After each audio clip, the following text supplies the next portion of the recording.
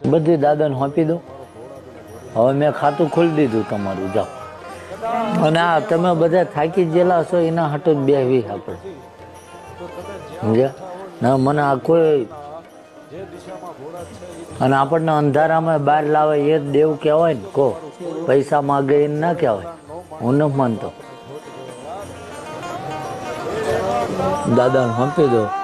દાદાને એક જ કહી દો કે મને ગાડી હાંકતા ના આવડતું, હવે તમારે હાંકવાની. આ તમને સીધો ને સરળ ઉપાય બતાવું છું, સમજાય ને? આ જીવનની ગાડી અમારા હાથમાં રહી નથી.